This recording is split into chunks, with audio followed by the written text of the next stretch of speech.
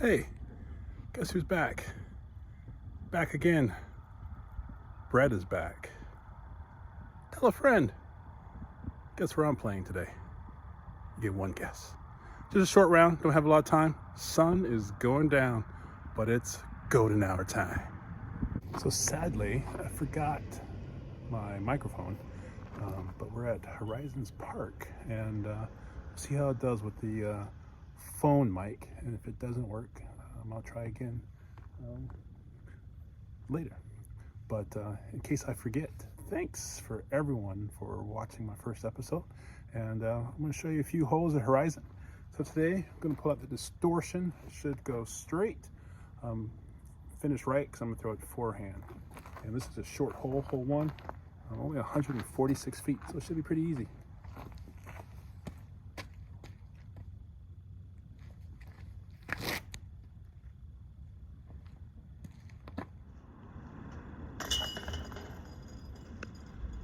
We're also going to try to beat the sun from going down, so we may only get a couple holes today. But this is hole two, 245 feet. I'm going to throw my Rip It F3. Hopefully throw it with a little bit of angle hyzer. Might flip the flat and then fall left as I throw it to the right.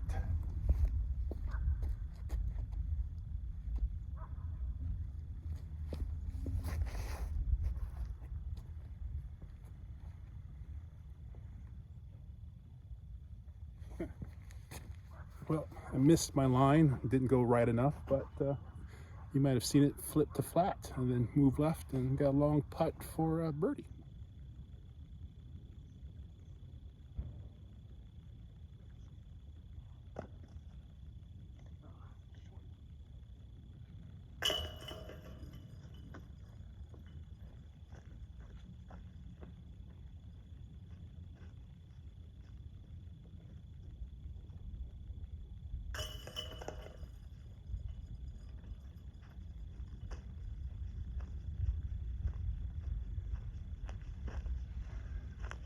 I need to figure out how to putt like it's my second putt.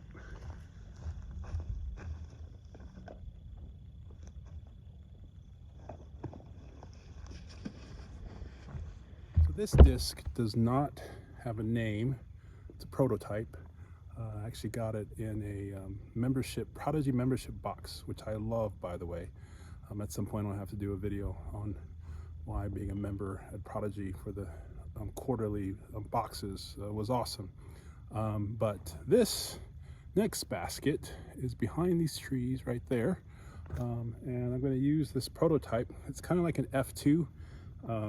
It's very overstable, similar to an F2. So I'm going to throw it to the right, and hopefully it skips to the left. One of the things that I often make a mistake is if I throw too far, I will end up in the street behind the fence, which of course is OB. So let's see what happens.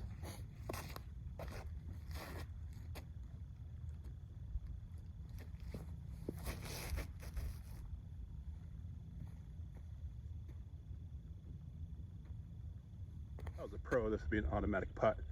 But for me, this is a long putt, probably about 30 feet away. So we'll see if we can get it.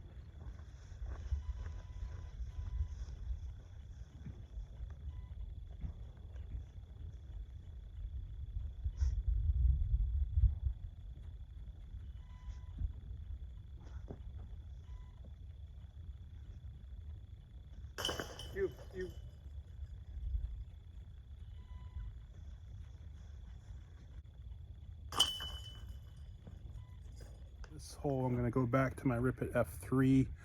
I felt like the prototype was actually too overstable, cut over too left too easily, too quickly. So I'm going to go back to the F3, see what happens.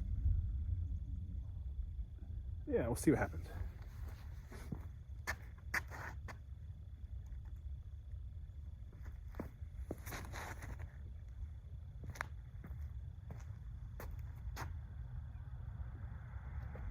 So one of the challenges to being a grown-ass man with a job is trying to figure out when you can play disc golf. And so I'm pretty restricted to weekends, unless I get lucky and get off early. But then with this time of year, we have the golden hour, as they say. Don't have a lot of time before that sun goes down. But how else am I going to feed my obsession of disc golf if I don't figure out how to maximize every minute of every day devoted to this crazy sport? Switching discs to my F3 was a smart move because, as you can see, there's my disc and there's the basket. So this is hole 5, 243 feet. The basket's actually straight ahead and to the right. So I'm actually going to throw my rare forehand. This is even more rare because I'm going to throw it kind of hard, which I can sometimes feel later. But I'm going to use my H4. And the reason why I'm using my H4 is because my H4 goes pretty far. It will not turn over to the left. Because of the hillside, that's a real danger. Gravity is not my friend in this case. So I want to make sure that I use a disc that's going to fight gravity and definitely go right. I also have to keep the disc low because of the branches of these trees. So see if we make it happen.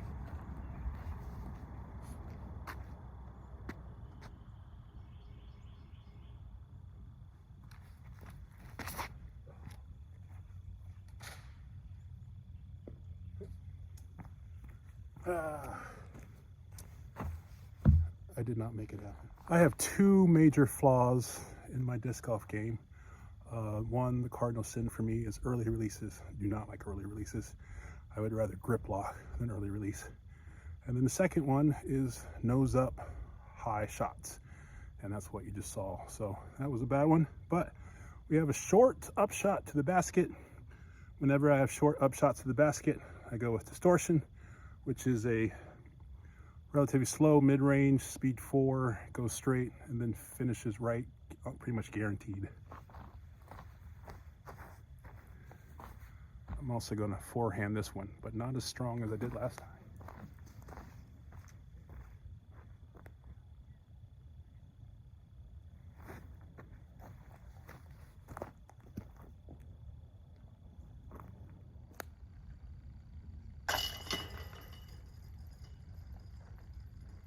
So I'm actually going to throw it through this gap, and then it is going to fade towards the basket right there.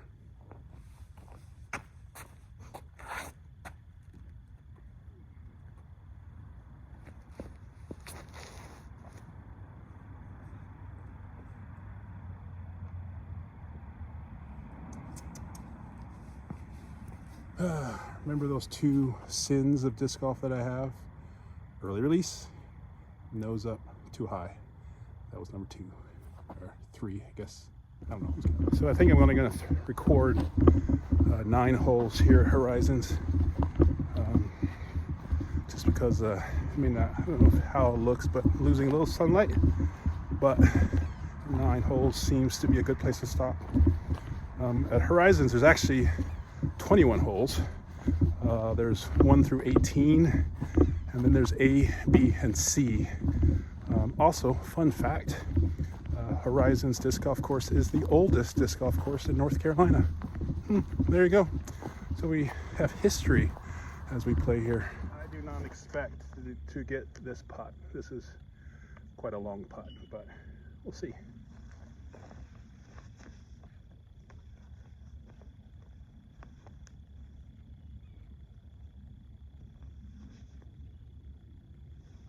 Oh, that was a good bid.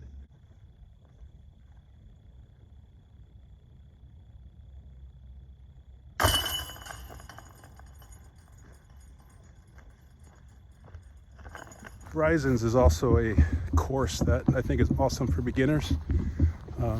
It's pretty open, relatively few trees. I think the distance between tee box to basket are all reasonable. It's a great place to sort of practice your shots and your form and just to get a sense of how you're doing. And there's also, even though it's a really open, simple course, I actually like the the basket design for the tee boxes in regards to playing here. So you should come check it out. Should be an easy hole. This is basket number 7, 190 feet. The basket's pretty much straight ahead, but I'm still going to use my distortion because I'm going to throw it to the right, have it fall to the left right on the basket.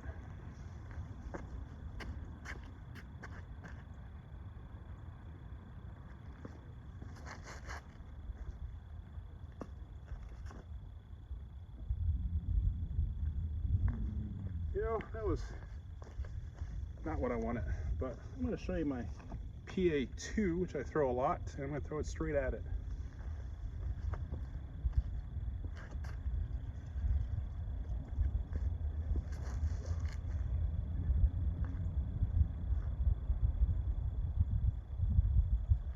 That was horrible.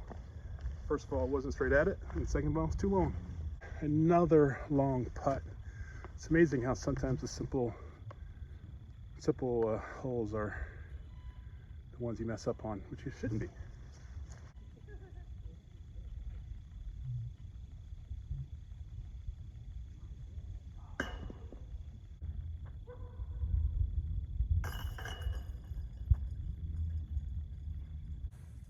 So I throw a PA2 a lot, and I actually have multiple PA2 discs in my bag.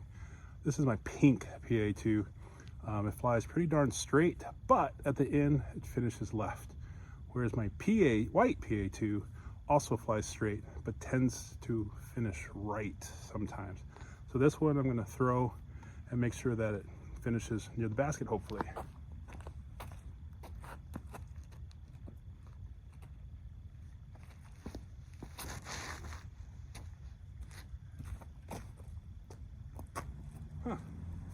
That was just a bad throw. That was Cardinal sin number 1, early release.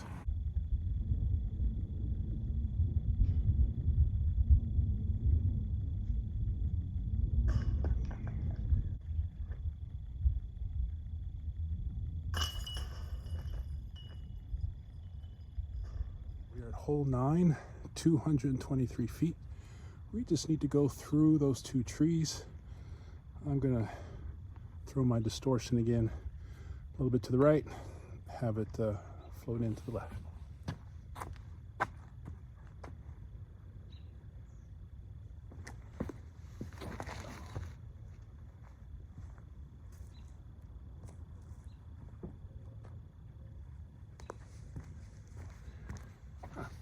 I'm not playing well today. Oh well. Notice that was a grip lock, and that was not one of my cardinal sins because I threw an overstable disc and it still floated to the left towards the basket. So even though it wasn't what I was intending, still the result wasn't horrible. So that's why now if I had done an early release, I probably would have hit those trees on the other side, and then that would not have been good. Notice not bad at all. Now if I could just make a putt.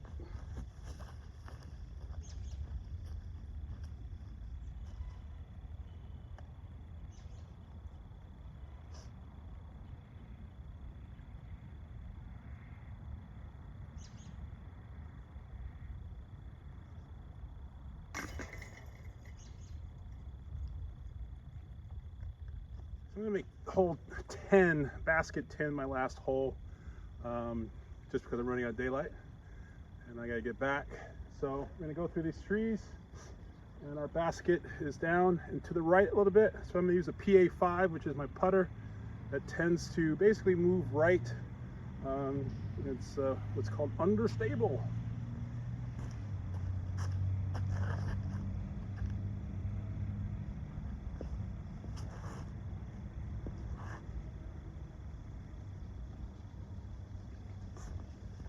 So it did what I wanted it to do, just a little bit too much right.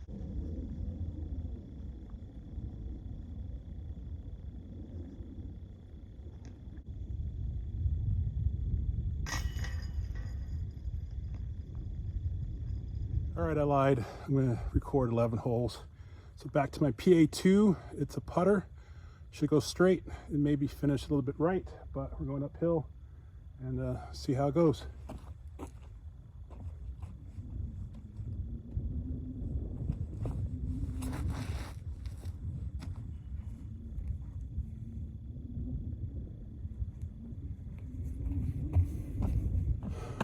take it.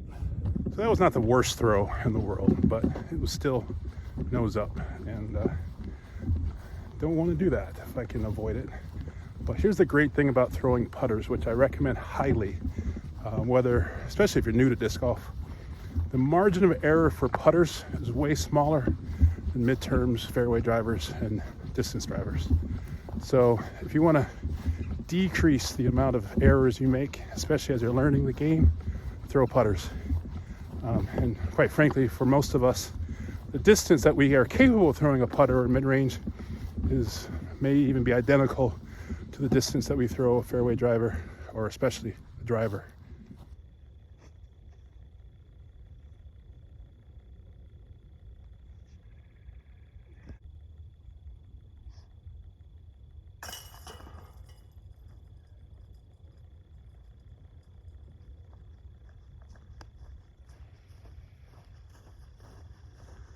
I am not putting well today. Don't you love this view? It's like, welcome to Horizons Park. Oh my gosh, I forgot to say goodbye. It was such a hurry to get home before it got dark and do some things I got to get done. But hey, thanks for watching. I really appreciate it. So keep it real, and remember, if you see me out there on the course, say hi.